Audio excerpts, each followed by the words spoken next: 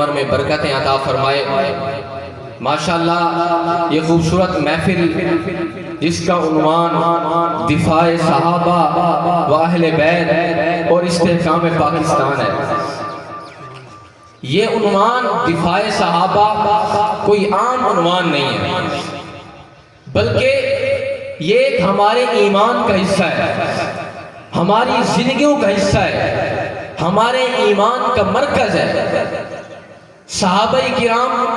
کوئی عام شخصیت نہیں، کوئی تاریخی شخصیت نہیں، کوئی کتابی شخصیت نہیں، بلکہ یہ قرآنی شخصیات ہے۔ صحابہ کا دفاع کس چیز کا دفاع ہے بھائی؟ صحابہ کا دفاع ایمان کا دفاع ہے، صحابہ کا دفاع قرآن کا دفاع ہے، صحابہ کا دفاع نظریے کا دفاع ہے، صحابہ کا دفاع قرآن کا دفاع ہے، صحابہ کا دفاع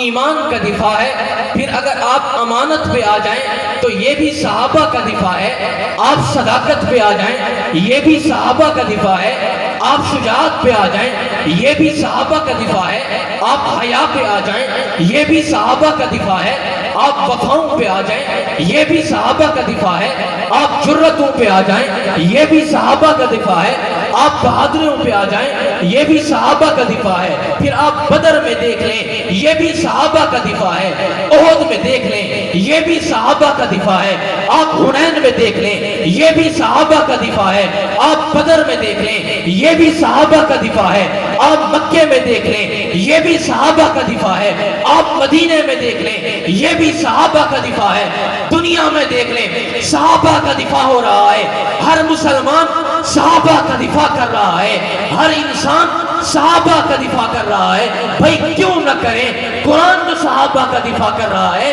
آپ بدر کا میدان نہیں دیکھ رہے، جب 313 تھے، 1000 کا لشکر آ گیا،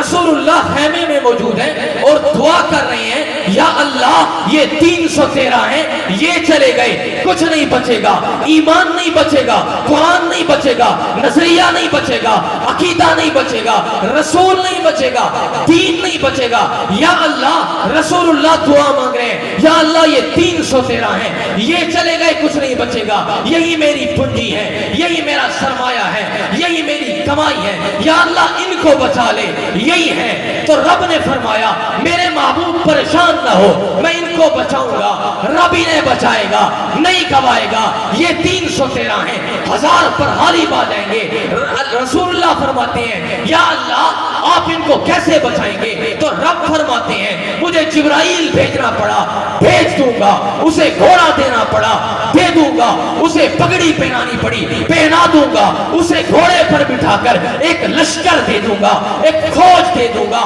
ایک جبرائیل بھیج دوں گا، اسرافیل بھیج دوں گا، اسرائیل بھیج دوں گا، میکائیل بھیج دوں گا، ان سب کو بھیج کر صحابہ کا دفاع کروں گا، ان سب کو بھیج کر قرآن کا دفاع کروں گا، ان سب کو بھیج کر نظریے کا دفاع کروں گا، ان سب کو بھیج کر حدیث کا دفاع کروں گا۔ یا اللہ جبرائیل آ کے کیا کریں گے؟ فرمایا جبرائیل آ جائیں گے، اسرافیل آ جائیں گے، میکائیل آ جائیں گے، ان سب کو بھیج کر تیرا بھی دفاع کروں گا اور اپنے اسلام کا بھی دفاع کروں گا۔